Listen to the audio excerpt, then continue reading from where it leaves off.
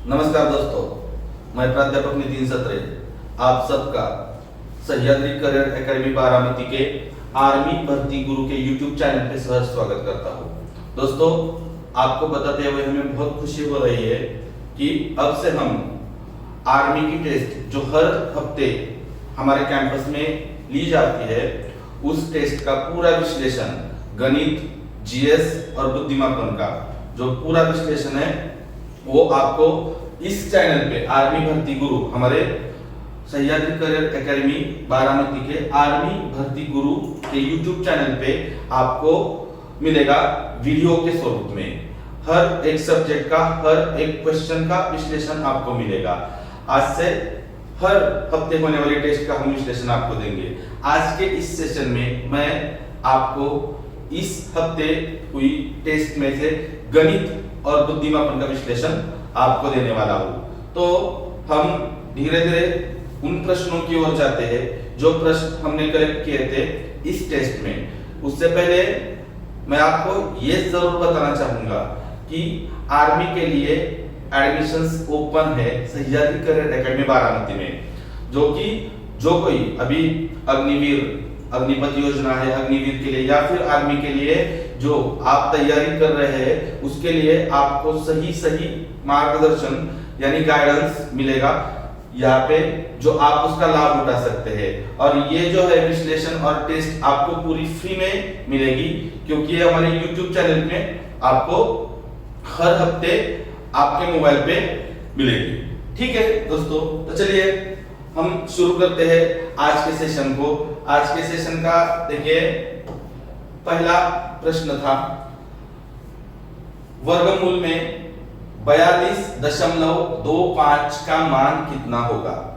देखिए अभी 42.25 का हमें स्क्वायर रूट निकालना है। How to find out square root, कैसे हम फाइंड आउट करेंगे? तो देखिए अभी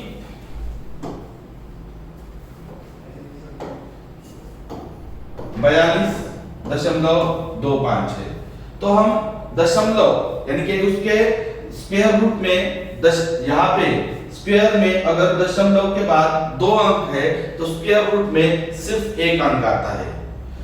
तो देखिए ये 2.5 है, इसका मतलब स्क्वायर रूट के इकाई स्थान पर यानी अंतिम स्थान पे हमें 5 मिलेगा, स्क्वायर रूट के 5 मिलेगा। और ये जो 42 है 42 है, ये किस दो क्रमागत संख्याओं का गुना है ये हमें देखना है। यानी कि 42 6 गुना 7 होता है।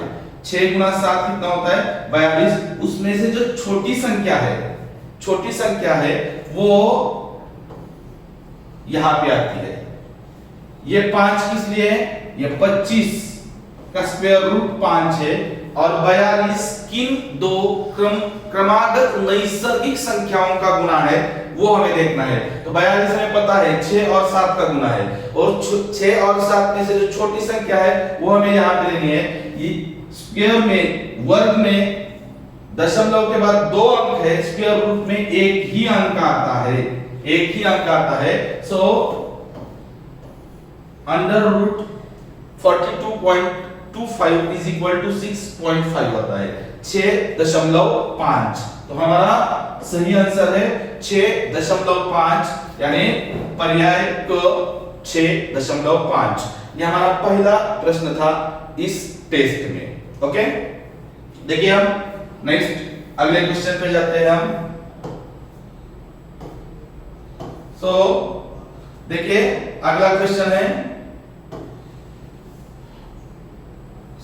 क्यूब रूट है, यहाँ पे घनमूल है। घनमूल में 0.000008 का मान क्या होगा?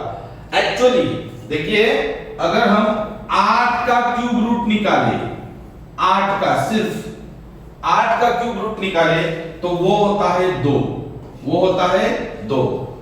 और अगर दशमलव यहाँ पे कितना है तो 0.00008 यानी 5 बार 0 है और 8 है।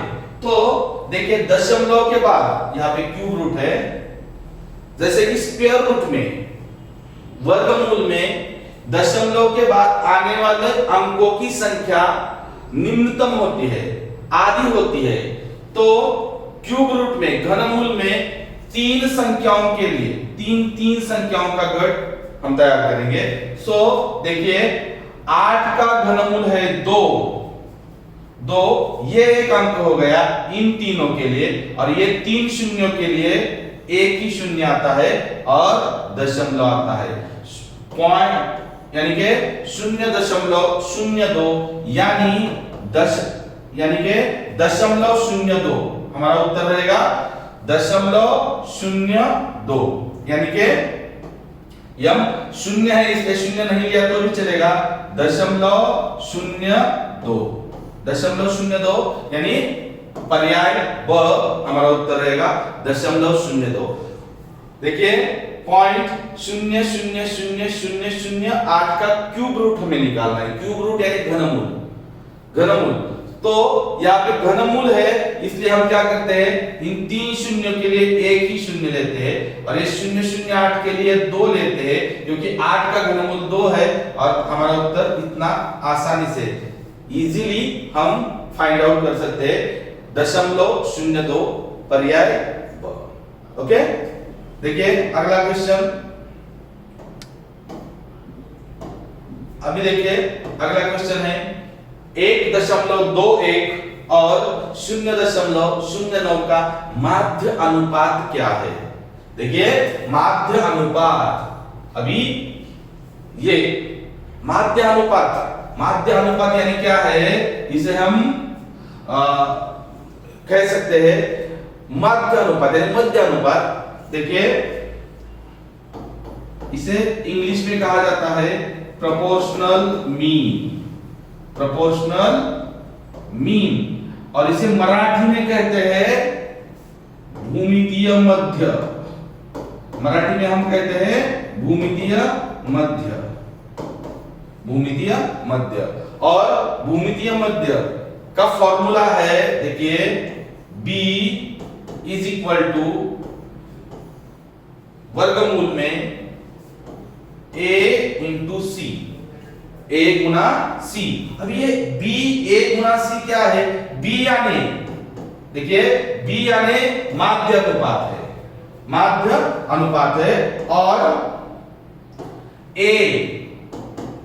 ये A क्या होता है, पहली संख्या होती है 1.21, और C मतलब अंतिम संख्या 0.09 ये होती है, और हमें B की वैल्यू फाइंड आउट करनी है, B का मान हमें ज्ञात करना है। सो कैसे करें, हाउ टू फाइंड आउट, देखिए तो स्क्वायर रूट में A का मान है 1.21 गुना C का मान है 0.09। सो देखिए अगर इनका हम गुणन करें इन दोनों का, सो 9 गुना 1 9, 9 गुना 2 18, बचा 1, 9 गुना 1 9, और बचा हुआ 1 आ गया 10।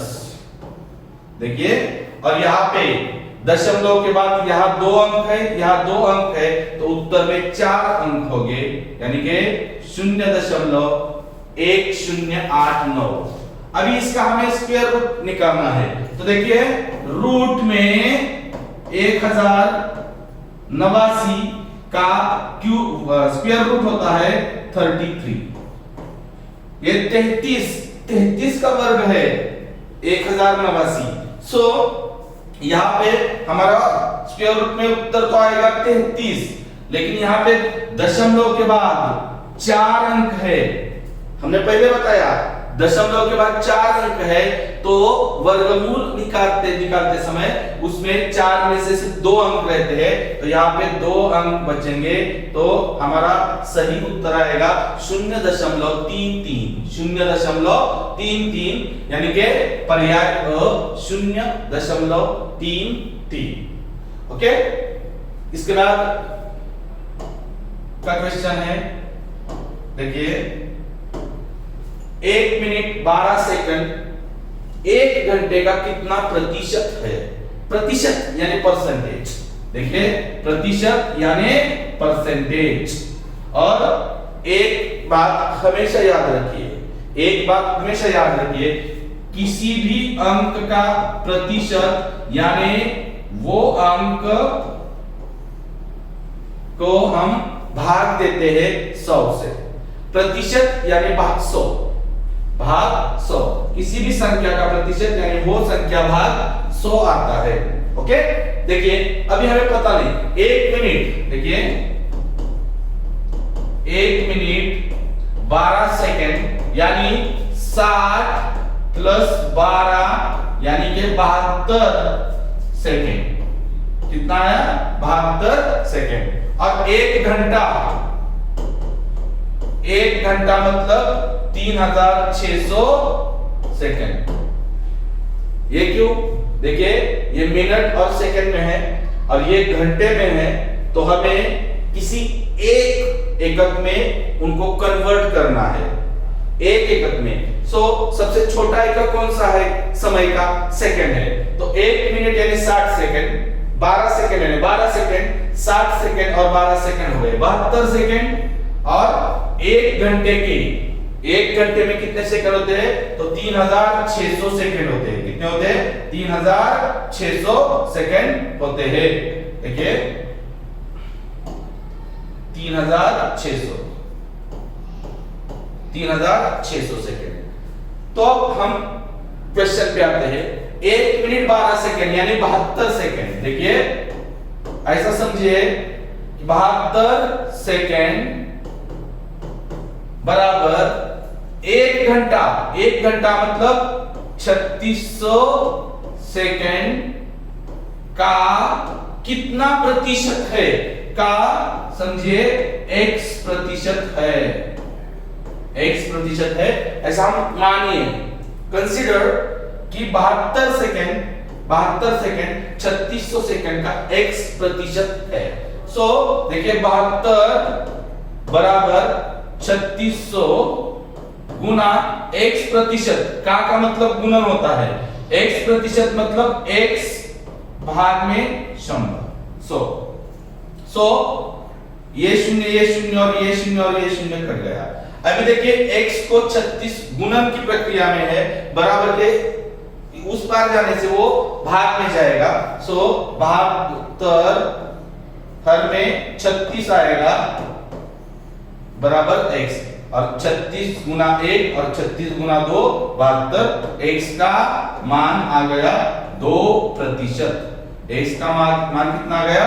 2% यानी उत्तर आ गया पर्याय क्रमांक को, यानी 2%। देखिए हमने क्या किया, यहाँ पे जो एकक दिए गए यूनिट्स उनके ये 1 मिनट और 12 सेकंड है और ये 1 घंटा है।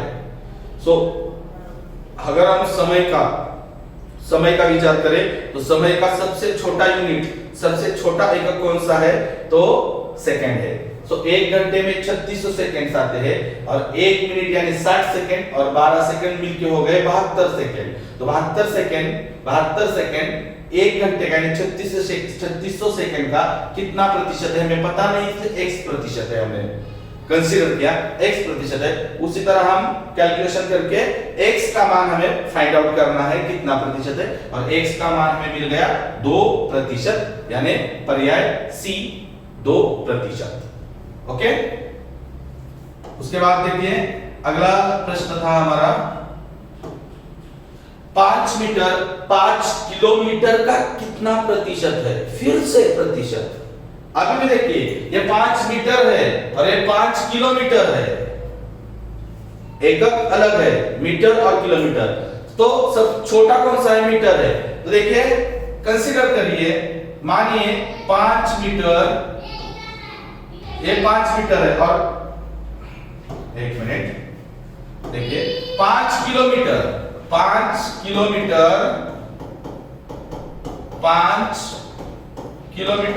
मतलब 5000 मीटर होता है।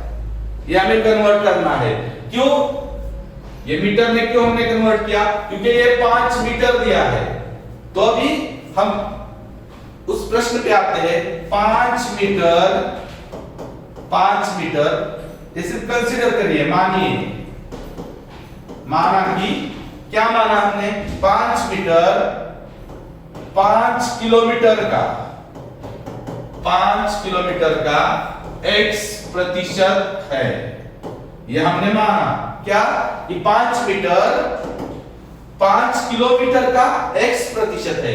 अभी देखिए 5 मीटर का मैं 5 मीटर ही रखता हूं, बराबर 5 किलोमीटर यानी कितना है, 5000। 5000 का मतलब गुणन x प्रतिशत यानी कि x divided by 100, x divided by 100। सो ये शून्य कट गया, ये शून्य और ये शून्य कट गया। अभी हमें x का मान निकालना है, तो ये गुणन प्रक्रिया में 50 है, यहाँ पे 5 और डिवाइडेड बाय ये 50 हो गया, यानी कि 5 गुना 1 और 5 गुना 10 हो गया। 1 डिवाइडेड बाय 10 यानी कि 0.1, 0.1 कितना प्रतिशत आ गया, 0.1 प्रतिशत, यानी हमारा उत्तर है पर्याय बी 0.1, 0.1%। ओके, तो हमारा सही उत्तर है ब यानी बी पॉइंट यानी 0.1। ओके, ठीक है। नेक्स्ट क्वेश्चन देखेंगे। दो संख्याओं का अनुपात 2 तथा 3 है, 2 गुणोत्तर 3 है तथा इनका लघुत्तम समापवर्त्य 48 है। इन संख्याओं का योग कितना है? देखिए, अगर आपको मैं सीधा एक फॉर्मूला बताता हूं, अगर दो संख्याओं का योग या फिर दो संख्याएं हमें निकालनी है लघुत्तम समापवर्त्य या महत्तम समापवर्त्य के हिसाब से, तो यहां पे उनका अनुपात दिया है 2:3 दिया है, सही। तो अनुपात यानी गुणोत्तर, रेशो, उनका रेशो दिया है और लघुत्तम समापवर्त्य दिया है। लघुत्तम समापवर्त्य मतलब LCM, least common multiplier. Okay, तो इनका योग यानी समेशन, ध्यान में रखिए, योग यानी समेशन।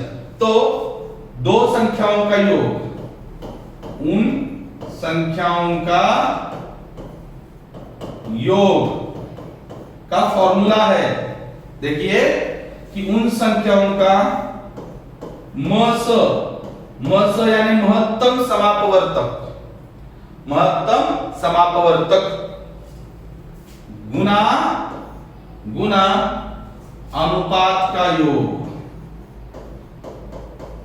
अनुपात का योग यानी प्लस समेशन बेरीज। देखिए, योग यानी समेशन प्लस आता है योग मतलब। तो देखिए, संख्याओं का योग करना है हमें, इसके लिए हमें मस चाहिए, मस यानी महत्तम समापवर्तक चाहिए, लेकिन हमें दिया गया है लघुत्तम समापवर्त्य, वो 48 है, और उसके साथ हमें और क्या दिया है, उनका अनुपात दिया है। अगर अनुपात और लघुत्तम समापवर्त्य हमें पता है तो हम उस आधार पर हम मस यानी महत्तम समापवर्तक फाइंड आउट कर सकते हैं। हाउ, कैसे? तो देखिए, महत्तम समापवर्तक का फॉर्मूला है लस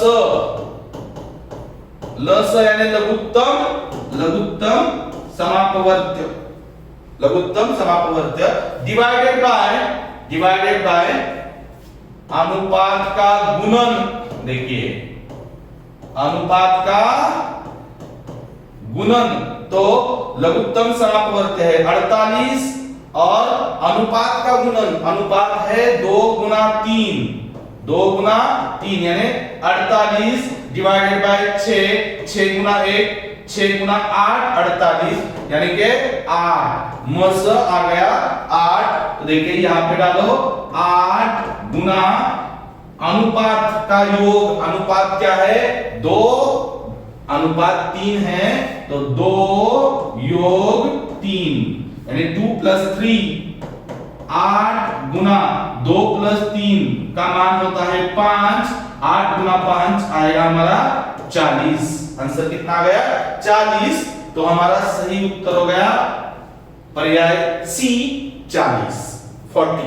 ओके, इस तरह हमें एक बात गौर से ध्यान में रखिए, अगर हमारे पास अनुपात है, दो संख्याओं का अनुपात है, तो हम वो दो संख्याएं तभी निकाल सकते हैं, तभी फाइंड आउट कर सकते हैं, तभी ज्ञात कर सकते हैं जबकि हमारे पास उन संख्याओं का महत्तम समापवर्त्य है।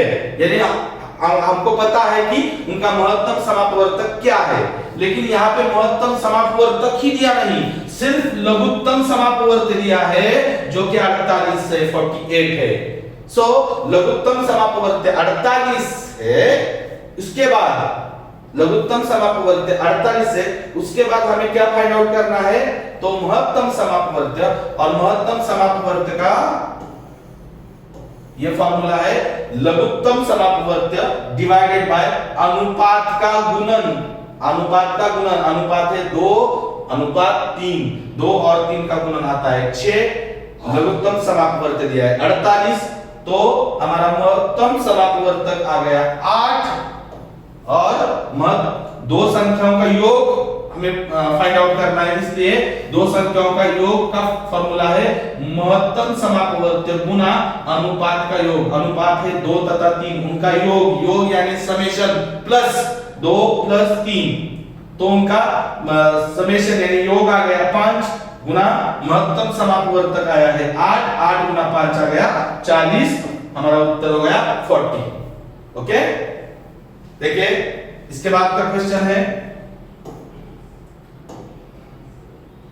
अभी प्रश्न है मोहन और सोहन क्रमशः 35 और 40 वर्ष के हैं, कितने वर्षों के बाद उनकी आयु का अनुपात 9:10 में होगा।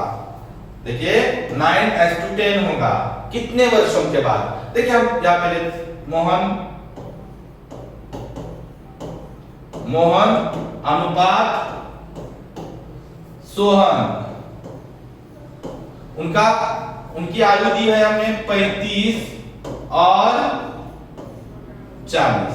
अभी देखिए उनका जो अनुपात है, फाइनल अनुपात, वो कितना होना चाहिए 9:10, 9:10। अभी देखिए अगर यानी कि मोहन की आयु 9 की टेबल में आनी चाहिए, जैसे कि 9 का टेबल क्या है 9, 9 गुना 2 18, 9 गुना 3 27, 9 गुना 4 36, 45, 9 गुना 5 9 की टेबल में आनी चाहिए। तो 35 के बाद 9 के टेबल में आने वाली पहली संख्या कौन सी है 36 है। कौन सी है 36 है। यानी कितने साल बाद 36 होगी, 1 साल बाद 36 होगी, 1 साल बाद 36 होगी। लेकिन 1 साल बाद मोहन की आयु 36 जो कि 9 की टेबल में आती है, लेकिन 1 साल बाद सोहन की आयु होगी 41 जो कि 10 के टेबल में आती नहीं है। 10 से उसे पूरी तरह 10 से विभाजित नहीं होती, यानी कि मोहन की आयु 9 से विभाजित होनी चाहिए। तो 35 के बाद 36 आएगी जो 9 से पूरी तरह विभाजित है 1 साल बाद। लेकिन 1 साल बाद जो सोहन की आयु होती है 41, वो 10 से विभाजित नहीं है, इसलिए ये नहीं होगा, या 36 नहीं होगा, ये नहीं होगा। तो 36 के बाद 9 से पूरी तरह विभाजित होने वाली संख्या कौन सी है 45 है। कितनी है 45। ये 35 और 35 प्लस 10 45 होगी। 45 जो 9 से पूरी तरह विभाजित है, क्योंकि मोहन की आयु 9 से विभाजित होनी चाहिए और सोहन की आयु 10 से विभाजित होनी चाहिए। ये 10 साल बाद मोहन की हो गई 45, जबकि 10 साल बाद सोहन की आयु होगी 10 साल बाद 40 और 10 50। अभी देखिए इन दो संख्याओं को किसी एक संख्या से पूरी तरह विभाजित करने पर उनका अनुपात 9:10 होता है क्या? तो देखो 5 से विभाजित करके 5 से 5 गुना 1 5 गुना 9 45 50 गुना 5 यहाँ पे 5 से विभाजित है, यहाँ से 5 से विभाजित करेंगे 5 गुना 1 5 गुना 10। देखिए 9 और 10 के अनुपात में उनकी आयु आ गई कितने साल बाद? 10 साल बाद। जबकि आज उनकी आयु है 35 और 40। 10 साल बाद मोहन की आयु होगी 45 और 10 साल बाद सोहन की आयु होगी 50 और 45 और 50। देखिए 45 और 50 दोनों को 5 से विभाजित करने पर 5 गुना 9 45 और 5 गुना 10 50, यानी 9:10 में आती है। इसलिए हमारा सही आंसर है उनकी आयु 9 तथा 10 के अनुपात में कितने सालों बाद कितने वर्षों बाद आएंगे? तो 10 वर्षों बाद। तो हमारा उत्तर सही उत्तर है ऑप्शन डी, पर्याय डी 10 सालों के 10 वर्ष के बाद 10 सालों के बाद उनकी आयु 9 तथा 10 के अनुपात में आएगी। ओके, नेक्स्ट क्वेश्चन देखिए। अभी देखिए A/B बराबर 2:3, B/C बराबर 2:4 और C/D बराबर 2:5 है, तब A/B बराबर है। A का D से अनुपात क्या है ये हमें ज्ञात करना है। देखिए A का D से अनुपात क्या है ये हमें फाइंड आउट करना है, ज्ञात करना है। हाउ? देखिए मैं आपको दो तरीके बताता हूं इसके। एक डिटेल मेथड से हम जाएंगे, दूसरी शॉर्टकट मेथड भी है हमारे पास। देखिए अभी देखिए मैं क्या करता हूं, यहाँ पे दिया हुआ क्या है, सो A तथा B बराबर 2 तथा 3, B/C 2:4 और C/D 2:5 ये दिया हुआ है। अभी एक बात और ध्यान में रखिए, अनुपात किसी भी दो संख्याओं का अनुपात यानी उन दो संख्याओं का विभाजन होता है। ये एक बात गौर से ध्यान में रखिए, किसी भी दो संख्याओं का अनुपात यानी उन दो संख्याओं का विभाजन होता है, फिक्स। सो अभी हम डिटेल मेथड से जाएंगे। A B C D चारों का अनुपात हम निकालेंगे। तो देखिए यहां पे मैं लेता हूं A B C और D। A का B से अनुपात है 2 तथा 3, B का C से, देखिए B का C से अनुपात है 2 तथा 4 और C का D से है 2 तथा 5। ओके, अभी हमको इन चारों का अनुपात निकालना है। अभी देखिए यहाँ पे 3 लाइंस है, 3 लाइंस खाली जगहों पर सही अंक हमें डालना है ताकि हमारा कोई कंफ्यूजन ना हो। तो देखिए सही अंक कैसे डालेंगे हम, तो अभी देखिए यहाँ पे यहाँ और यहाँ पहले लाइन में 2 जगह खाली है, दूसरे लाइन में भी 2 जगह खाली है, यहाँ एक और यहाँ एक, और तीसरे लाइन में यहाँ और यहाँ 2 जगह, हर एक लाइन में 2 जगह खाली है। तो हम 2 जगहों में जो खाली 2 जगह है वहां पे कैसे हम फिल करेंगे? तो देखिए यहाँ पे जो लास्ट में उस लाइन में उसके निकटतम जो अंक है वो हम एक्सटेंड करेंगे। यहाँ पे ये जगह खाली है, उसके निकटतम 3 अंक है, ये 3 यहाँ पे हमने एक्सटेंड किया, और यहाँ पर भी अभी निकटतम 3 ही है, तो यहाँ पे 3 हमने एक्सटेंड किया। अभी यहाँ पे देखिए यहाँ पे निकटतम कौन है उस लाइन का, देखिए 2 है, तो यहाँ पे 2 आ गए, और यहाँ पे इसके निकटतम इस लाइन में क्या है 4, तो यहाँ पे 4 आ गया। अभी देखिए ये तीसरी आखिरी लाइन में 2 जगह खाली है, इस जगह निकटतम अंक है 2, यहां पे भी निकटतम अंक है 2। अभी हम क्या करेंगे, सभी अंकों का गुणन करेंगे वो a का मान होगा। 2 गुना 2 4, 4 गुना 2 8, 8 आ गया।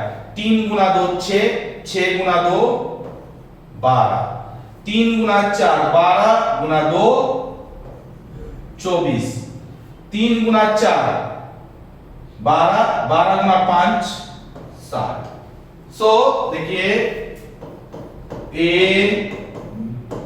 अनुपात B अनुपात C अनुपात D का मान कितना हो गया? तो देखिए 8 12 24 और 60, 8 12 24 और 60। अभी एक बात गौर से देखिए, इन सब हमको सिर्फ A तथा D का निकालना है। सो देखिए A अनुपात D कितना हो गया? 8 अनुपात 60। लेकिन अगर इन दोनों संख्याओं को, ये चारों संख्याओं को 2 से भाग जाता है, 4 से भाग जाता है, तो हमें वो विभाजित करना है 4 से। अभी 8 और 60, 8 और 60 ये दोनों संख्याएं 4 से विभाजित है, तो हम उन्हें 4 से विभाजित करेंगे।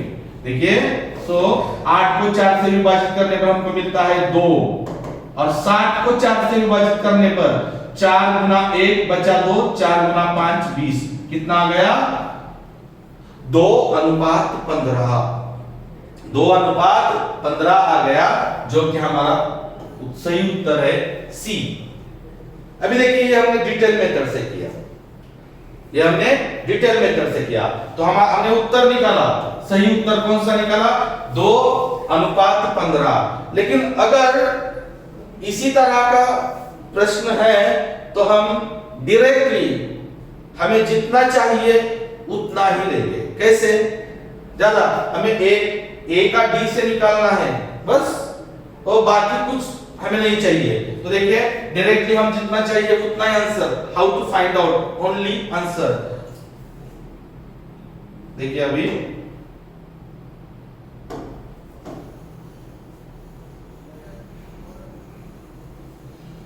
तो मैंने आपको बताया था, क्या बताया था कि किसी भी दो संख्याओं का अनुपात यानी उन दो संख्याओं का विभाजन होता है।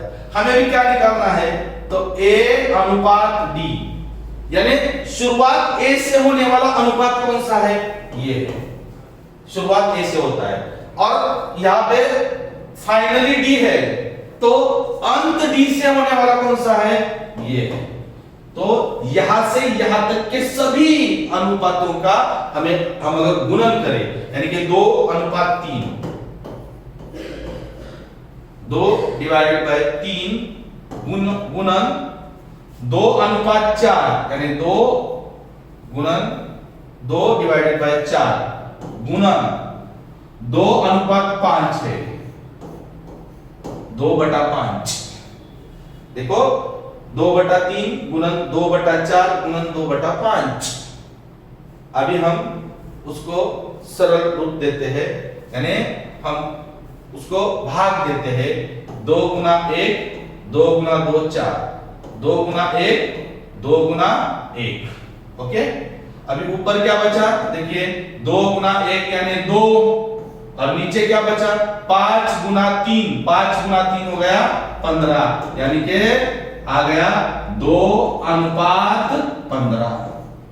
डायरेक्टली हमारा आंसर आ गया जो हमें चाहिए, बस उतना ही हमारा फाइनल आंसर है 2 अनुपात 15, यानी पर्याय सी, पर्याय सी को हमारा उत्तर रहेगा।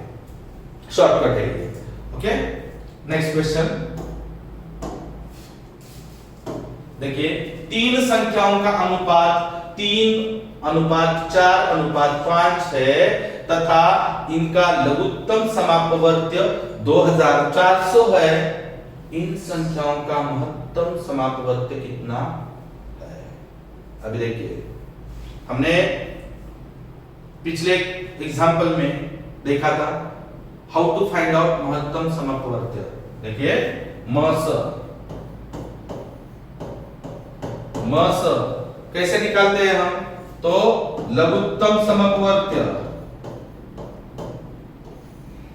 डिवाइडेड बाय अनुपात का गुणन, हमने फॉर्मूला देखा था, अनुपात का गुणन। तो लघुत्तम समअपवर्ती हमको दिया है कितना, 2400। देखिए लघुत्तम समअपवर्ती दिया है हमको 2400 और डिवाइडेड बाय क्या, अनुपात का गुणन। अनुपात क्या दिया है हमें, 3, 4 और 5, उनका गुणन करना है, 3 गुना 4 गुना 5। तो देखिए वो 2400 है और नीचे 3 गुना 4 12, 12 गुना 5 60, ये शून्य कट गया, 6 गुना 1, 6 गुना 4 24 और ये शून्य, कितना आ गया 40। हमारा उत्तर कितना आ गया 40। तो उनका महत्तम समापवर्तक कितना है 40, पर्याय अ 40। ओके,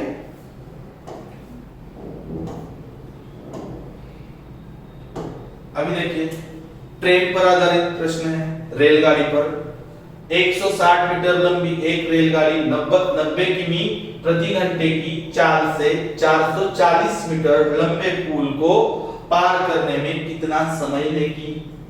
देखिए यहां पर अगर कोई रेलगाड़ी या कोई ट्रेन किसी पुल को पार करती है, किसी पुल को पार करती है, तो वो अपने खुद की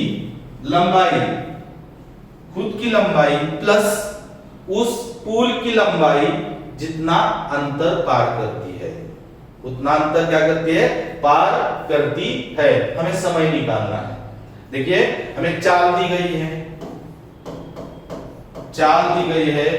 90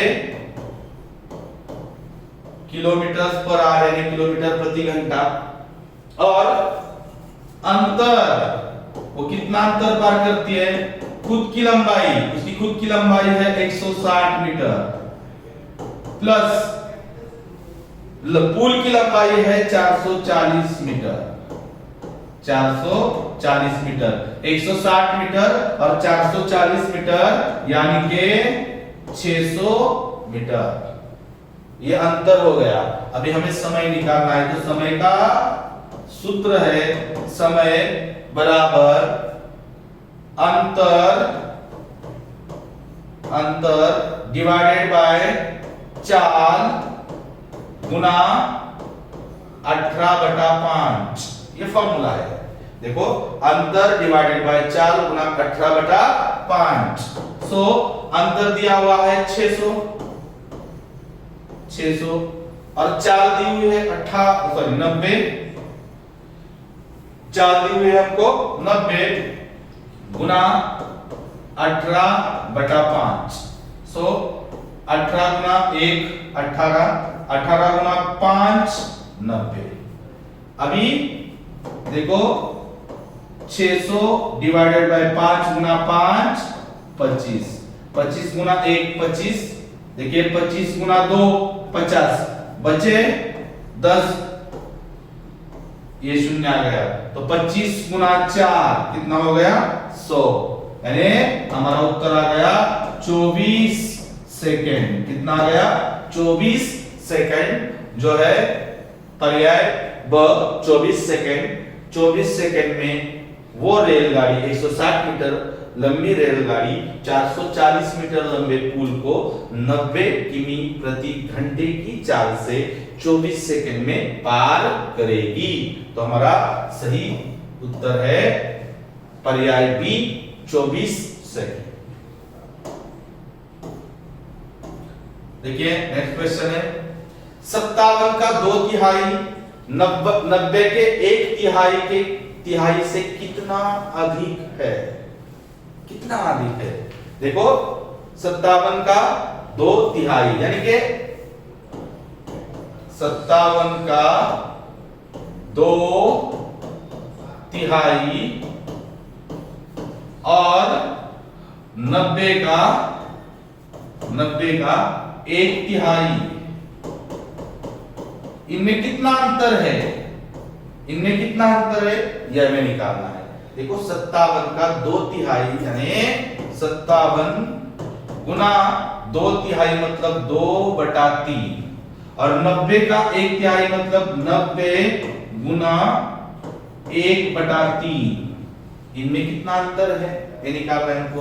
देखो 3 गुना 1 3 गुना 1 3 बचा 2, ऊपर से आया 7, 3 गुना 9 27, 19 गुना 2 यानी 19 का 2 गुना हो गया 38।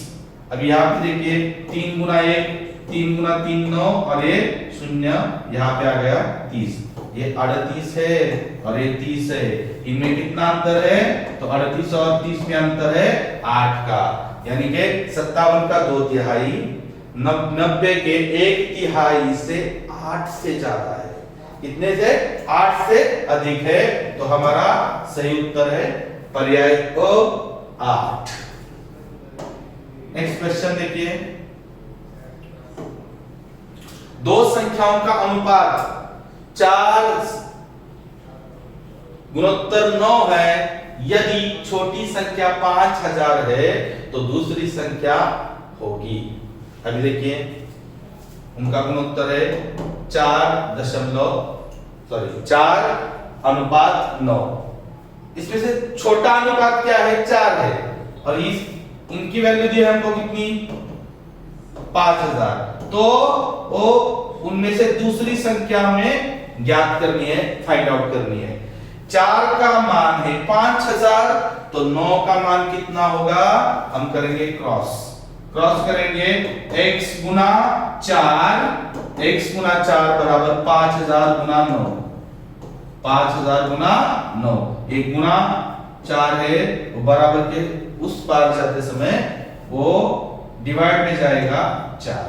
देखो 4 गुना 1 4 बचा 1, उसमें लिया हमने 0। 4 गुना 2 8 बचा 2, उसमें 0। 4 गुना 5 20 और ये 0। तो हमारा उत्तर आ गया कितना?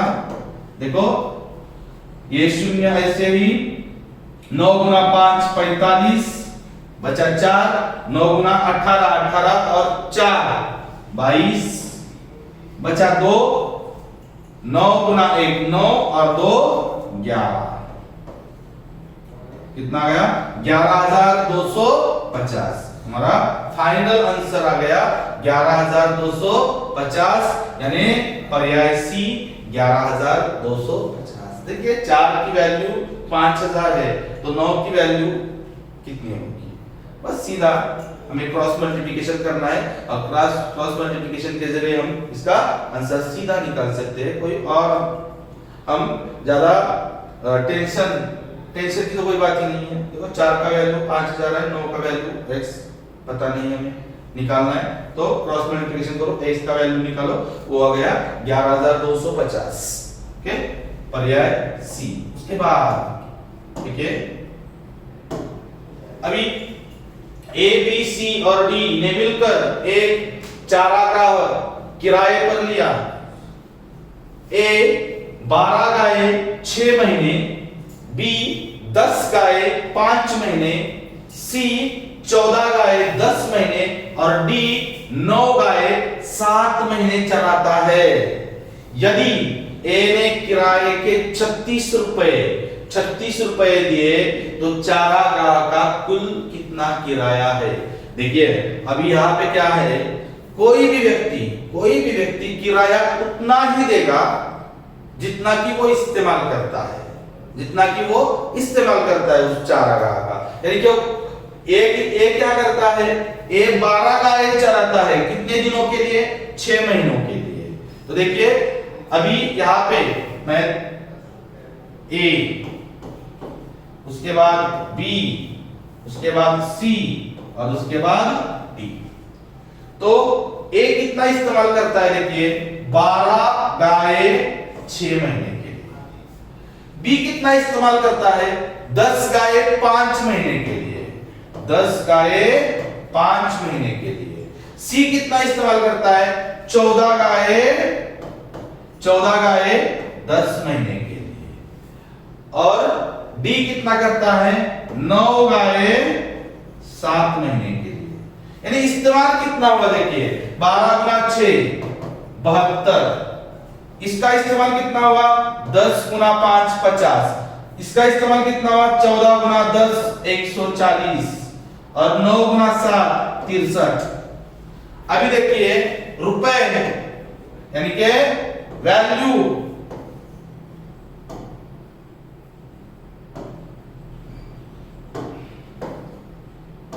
देखिए वैल्यू, वैल्यू यानी रुपए। कौन कितना रुपए देता है तो ए का दिया है, ए ने किराया, किराया कितना दिया 36 रुपए। देखो 72 का 36 यानी कि वो जितना इस्तेमाल करता है उससे आधा किराया देता है, यानी डिवाइडेड बाय 2। जितना की इस्तेमाल है हमको ये पता है सीधे सीधे कि 72 का आधा 36 है, तो बी का किराया कितना होगा 50 का आधा 25। तो सी का किराया कितना होगा 140 का आधा 70 और डी का किराया कितना होगा 63 का आधा। देखिए 63 का आधा कितना हो गया 31.5। 31.5 ये सभी का किराया होगा।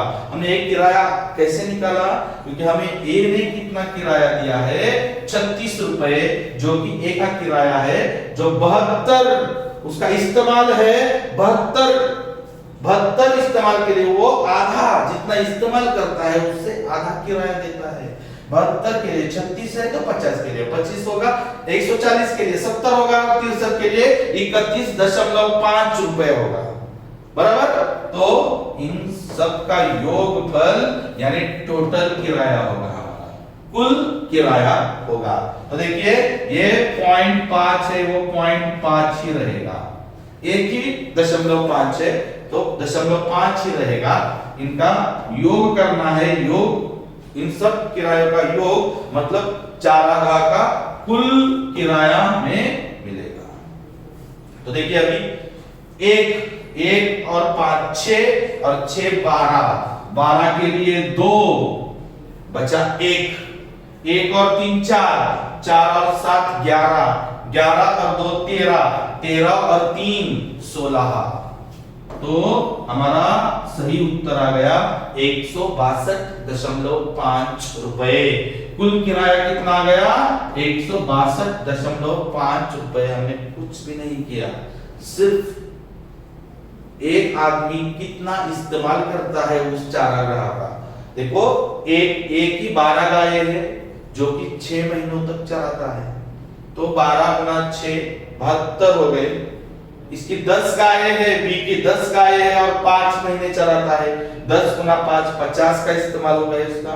सी की गायें है 14 और वो 10 महीने तक चराता है, तो 14 गुना 10 140 और डी की 9 गायें है जो कि 7 महीने चराता है, तो 9 गुना 7 63। जबकि 72 के इस्तेमाल के लिए एक 36 रुपए किराया देता है, मतलब उस चारागाह का किराया जितना इस्तेमाल उससे आधा है।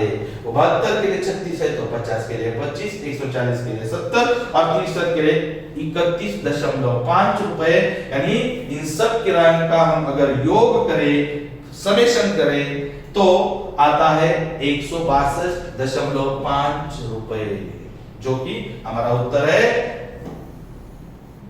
पर्याय और 162.5 यानी 162.50 रुपए। ओके, नेक्स्ट क्वेश्चन देखिए। एक एयरबस दिल्ली से मुंबई तक 1542 किमी तक का सफर 2 घंटे में तय करती है, तो उसकी प्रति घंटा चाल बताओ। देखिए प्रति घंटा चाल मतलब चाल, अभी उन्होंने अंतर दिया है 1542 किलोमीटर और समय दिया है 2 घंटे। 2 घंटे का समय है, तो प्रति घंटा चाल निकालिए। चाल देखिए, तो चाल का सूत्र है प्रति घंटा चाल मतलब अंतर डिवाइडेड बाय समय। अंतर किलोमीटर में और समय घंटे में। अंतर आता है हमारा 1542 डिवाइडेड बाय 2। 2 गुना 1, 2 गुना 7 14, बचा 1 उस पर लिया ये 4। 2 गुना 7 14 और 2 गुना 1 2। तो हमारा आंसर आ गया 771 किलोमीटर प्रति घंटा। चाल कितनी आ गई? 771 किमी प्रति घंटा, जो कि उत्तर है पर्याय बी, ऑप्शन बी है 771 किलोमीटर प्रति घंटा। ओके, अभी देखिए 15 प्रश्न गणित के रहते हैं और 5 प्रश्न बुद्धिमापन के रहते हैं, जो कि अभी 14 प्रश्न हमने देखे। उसके बाद अंतिम प्रश्न है गणित का, उसके बाद हम बुद्धिमापन का भी देखेंगे इसी सेशन में। आपको बताने में खुशी होगी कि हमारी जो बैचेस है सह्याद्री करियर एकेडमी की आर्मी ट्रेनिंग की बैचेस है, वो उनका एडमिशन ओपन है अभी। आप एडमिशन ले सकते हैं। आपको कोई भी किसी भी तरह का अगर कोई प्रॉब्लम है, आपको कोई क्वेरीज है, तो आप हमसे संपर्क कर सकते हैं। आपकी क्वेरीज हमें पूछ सकते हैं। कोई भी, अगर आप एडमिशन नहीं आ सकते एडमिशन के लिए, लेकिन आपको कि फॉर्म कैसे भरना है, क्या डॉक्यूमेंट्स क्या है, उसके बारे में आप हमसे संपर्क कर सकते हैं। अगर आपको ट्रेनिंग के लिए आना है, एडमिशन आपको चाहिए, तो हमारे एडमिशंस अभी चालू है, शुरू है, एडमिशंस आर ओपन। ओके, देखिए प्रश्न क्रमांक 15। 10% छूट के बाद एक स्कूल ने 85 मेज रुपए 22,720 में खरीदे। छूट से पहले एक मेज की कीमत लिखो।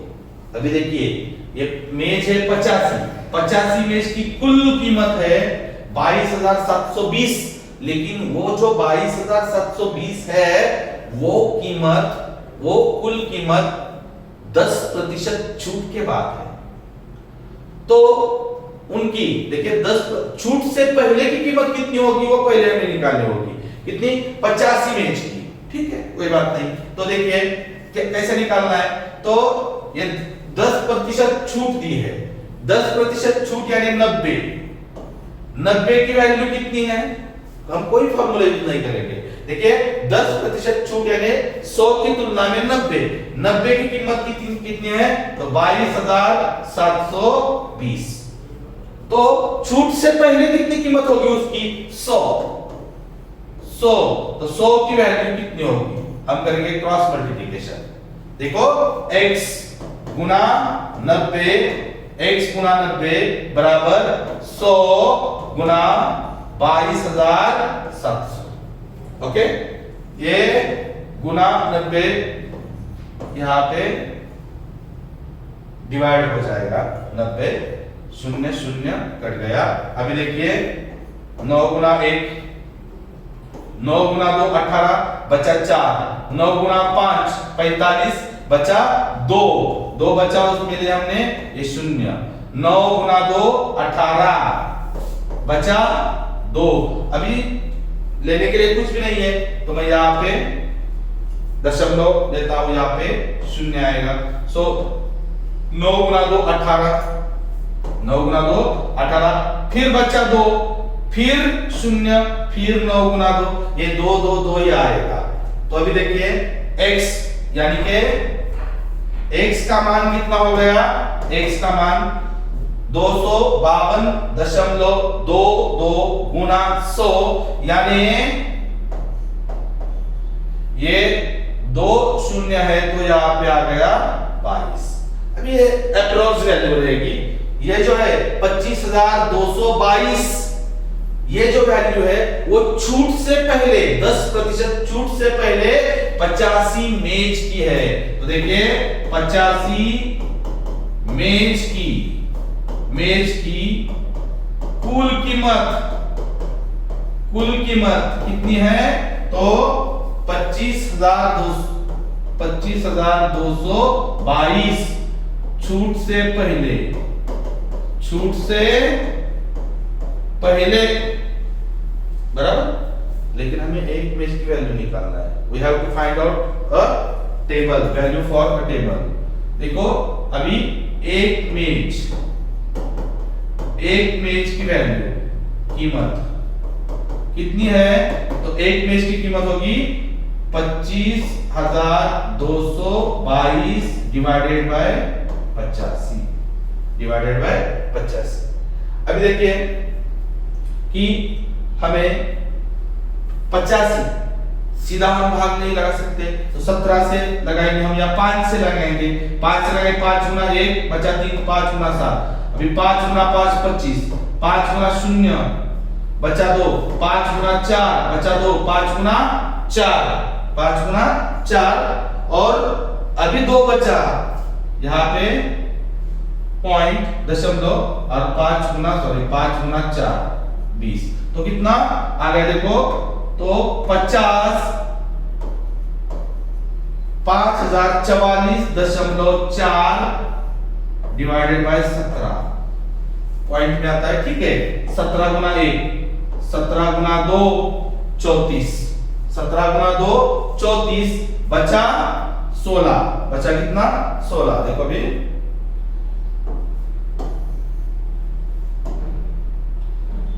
यहाँ पे 16 बचा, तो उस पे ले हमने 4। अभी 17 के टेबल में देखो, 17 गुना 9 171 होता है, तो 17 गुना 8 आएगा। 17 गुना 8, सॉरी 17 गुना 9 153 होता है। 17 गुना 9, यहाँ पे 2 था, तो 17 गुना 9 153, जो कि बचा 11, उस पे लिया हमने 4, उस पे लिया 4। अभी 17 गुना 7 119 होता है, तो 17 गुना 6, 17 गुना 6 कितना हो गया? तो 102, बचा 12, और यहाँ पे पॉइंट आ गया, और उस पे लिया 4, और 17 गुना 7 यानी 296.7 आ गया, 296.7। देखो पॉइंट में, दशमलव में आंसर आएगा, तो अप्रॉक्स आएगा, एग्जैक्टली, क्योंकि ऑप्शन जो दिए हैं हमको, तो 295 दिया है, 297 दिया है। अभी देखिए 296.7 यानी 297 उत्तर हमारा आएगा। 296.7 यानी कि 296 रुपए 70 पैसे, यानी कि अबाउट अप्रोक्सीमेट हमारा आंसर आएगा 297 रुपीज, 297 रुपीज। तो हमारा उत्तर आ गया पर्याय सी 297। वो अप्रॉक्स वैल्यू थोड़ा इधर उधर हो जाता है दशमलव में आने की वजह से। तो 296.7 यानी कि किसके पास है? तो 297 के पास है वो, इसलिए हमारा उत्तर आएगा 297 रुपए प्रति मैच। किसी मैच की वैल्यू कब? बिफोर डिस्काउंट, छूट से पहले की जो कीमत है वो हो गई 297 रुपए। इस तरह हमने गणित का पूरा विश्लेषण देखा। अब इसके बाद हम देखेंगे बुद्धि मापन का। देखो हमारे टेस्ट में बुद्धि मापन के जो मेंटल एबिलिटी के जो क्वेश्चन थे वो 46 से शुरू होते हैं। प्रश्न क्रमांक 46 है, एक पिता की आयु उसके पुत्र की आयु की 9 गुनी है, 9 गुनी है, तथा माता की आयु पुत्र की आयु की 8 गुना है। पिता और माता की आयु का योगफल 51 वर्ष है, तो पुत्र की आयु ज्ञात करें। देखिए अभी मैं क्या करता हूं, पता नहीं हमको पुत्र, देखिए पुत्र की आयु में x मानता हूं, तो उसके पिता की आयु कितनी होगी? देखो पिता की आयु कितनी होगी? तो पिता की आयु होगी पुत्र की आयु से 9 गुनी यानी 9x, और माता की आयु कितनी होगी उसके, तो माता की आयु पुत्र की आयु की 8 गुनी है, 8 गुनी यानी 8x। अभी उन दोनों का योगफल पिता और माता की आयु का योगफल उन्होंने दिया है। देखो पिता योग माता, उनका योगफल दिया है 51 वर्ष दिया है उन्होंने। पिता और माता की आयु का योगफल 51 वर्ष दिया है। सो पिता की आयु है 9x प्लस माता की है 8x बराबर 51। 9x और 8x हो गया 17x बराबर 51। तो x बराबर क्या हो गया 51, और एक गुणन में 17 है वो डिवाइड में जाएगा, 17 गुना 1 17, 17 गुना 3 51, यानी कि उत्तर आ गया 3 वर्ष। तो x यानी क्या है पुत्र की आयु कितनी आ गई 3 वर्ष, हमारा उत्तर है पर्याय 3 वर्ष। नेक्स्ट क्वेश्चन है, देखो प्रश्न क्रमांक 47, 2 8 16 128 और क्वेश्चन मार्क। तो अभी क्या है देखिए यहाँ पे 2 8 16 और 128। देखो 2 की 4 गुना 8 है, लेकिन 8 का 2 गुना 16 है, 16 का 8 गुना 128 है।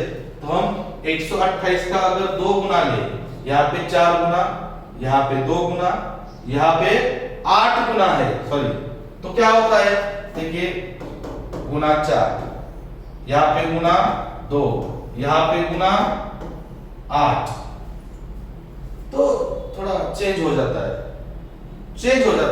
इसलिए हम क्या करें, देखो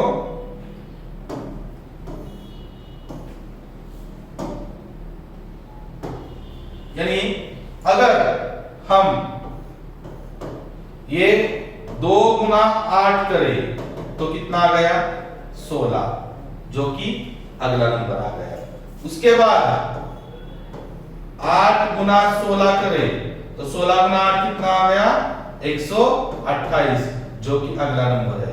तो यहां का जो अगला नंबर हमारा आएगा, जो हमें ज्ञात करना है, वो इन दोनों का गुणन होगा, 16 गुना 128। तो क्या होगा देखो 16 गुना 8 128 के लिए 8 बचा 12, 16 गुना 2 32, 32 और 12 44 बचा 4, और 16 गुना 1 16 और 4 20, 2048। उनका गुणन कितना गया 2048, जो कि हमारा सही आंसर है, सही उत्तर है 2048, पर्याय सी 2048, 2048। नेक्स्ट क्वेश्चन हम देखेंगे, देखो अभी क्या है A G L P S और आगे क्वेश्चन मार्क है।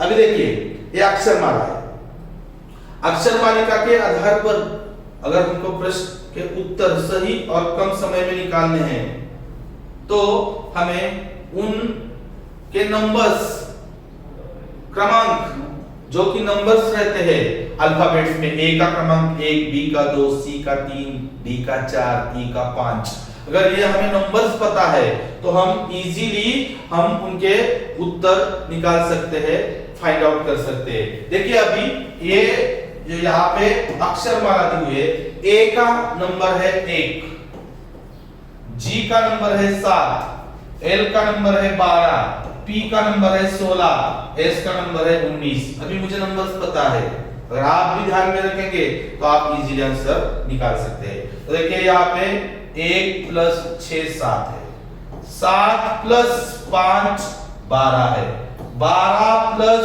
4 16 है, 16 प्लस 3 19 है। देखो प्लस 6 प्लस 5 प्लस 4 प्लस 3, और हमको पता है अभी 6 5 4 3, और नेक्स्ट में आएगा प्लस 2 आएगा, 19 और 2 21, और 21 नंबर पे जो अक्षर आता है अल्फाबेट्स में वो है यू। कौन सा आता है? यू। टी का 20 रहता है, ध्यान में रखिए, T20 इजी है, T20 टी के बाद भी आता है 21 नंबर पे, तो हमारा उत्तर रहेगा यू, यानी पर्याय अ यू। Okay, next question. अभी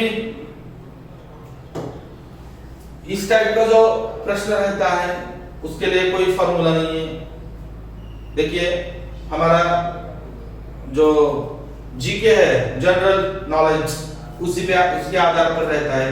हमारे आजू बाजू में जो चीजें रहती है उन पर आधारित रहते हैं, संबंध रहता है। जैसे कि शिक्षक का स्कूल से जो संबंध है वही संबंध नर्स का किस पर्याय से रहेगा। देखिए जैसे कि हमें पता है शिक्षक हमें शिक्षक यानी स्कूल, क्लासेस, कॉलेजेस, यही पे शिक्षक हमें मिलते हैं। उसी तरह नर्स हमको कहाँ मिलेगी? अस्पताल में ही मिलेगी। एब्सोल्युटली। तो अगर शिक्षक का स्कूल से संबंध है यानी शिक्षक स्कूल में पाया जाता है, उसी तरह नर्स को हम कहाँ पाएंगे? अस्पताल में पाएंगे। तो नर्स के लिए क्या आएगा? अस्पताल। उसके लिए कोई ज्यादा टेंशन लेने की जरूरत नहीं है, अपने आप हमें ऑप्शन, नर्स का डॉक्टर से कोई संबंध नहीं है, रोगी से जो है, लेकिन जो शिक्षक का स्कूल से संबंध है वो नर्स का अस्पताल से संबंध है, ये हमारे ध्यान में आता है। ओके, उसके बाद का क्वेश्चन देखिए, अंतिम क्वेश्चन है ये हमारा आज के टेस्ट का। एक लड़के का परिचय कराते हुए एक लड़की कहती है, वह मेरी माँ के भाई की एकलौती बहन का बेटा है। वह लड़का उस लड़की से कैसे संबंधित है? देखिए क्या कहती है लड़की, एक लड़के का परिचय कराती है वो, और वो क्या कहती है? देखिए कि वह यानी वो लड़का मेरी माँ के भाई के एकलौती बहन, देखिए उसकी लड़की की माँ है, ये लड़की की माँ है, उसका ये भाई है, लड़की की माँ है ये और उसका ये भाई है, और इस भाई की एकलौती बहन, किसी भी लड़की के भाई का, किसी भी स्त्री के, महिला के भाई की एकलौती बहन वो खुद स्त्री होती है, बराबर। तो इस माँ के भाई की एकलौती बहन, देखिए इकलौती बहन, वो लड़की की माँ होगी। किसकी? लड़की की माँ होगी। लड़की की माँ का भाई उसकी इकलौती बहन वही होगी, खुद लड़की की माँ। देखिए तो वो क्या कहती है लड़की कि वह मेरी माँ के भाई की इकलौती बहन का बेटा है। वो जो लड़का है ना, माँ का बेटा है, लड़की की माँ का बेटा है। किसी भी लड़की की माँ का बेटा यानी उस लड़की का भाई होता है। देखिए किसी भी लड़की की माँ का बेटा यानी उस, ये जो बेटा है उसी माँ की वो बेटी है। जो लड़की परिचय करा रही है तो वो बेटी और बेटा क्या हो गया? एक दूसरे का भाई बहन हो गए। ये हो गया भाई बेटा और ये लड़की हो गई बहन। तो हमें प्रश्न पूछा है वह लड़का उस लड़की से कैसे संबंधित है? तो कैसे संबंधित है? सगा भाई। यहाँ पे चचेरा भाई दिया है, देखिए वो सगा भाई यानी भाई, वो लड़का उस लड़की का भाई है। तो हमारा उत्तर आ गया पर्याय बी, ऑप्शन बी यानी भाई। ओके, इसी तरह से देखिए इस गुरुवार को हमने जो टेस्ट करेक्ट की थी, उस टेस्ट में दिए गए सभी गणित तथा मेंटलिटी यानी बुद्धिमापन के प्रश्नों के विश्लेषण का वीडियो ही हमने बनाया है। इसी तरह उस क्वेश्चन पेपर में जो जीएस यानी जनरल स्टडीज का जो सिलेबस है उसकी भी वीडियो आपको जरूर मिलेगी। और हर हफ्ते जो टेस्ट आती है, देखिए यहाँ पे आपको ये दिखाई देगा स्क्रीन पे, हर हफ्ते होने वाली टेस्ट और उस टेस्ट का विश्लेषण पीडीएफ में आपको टेस्ट मिलेगी और उसका विश्लेषण वीडियो के स्वरूप में आपको आर्मी भर्ती गुरु के YouTube चैनल पे आपको मिलेगा। धन्यवाद।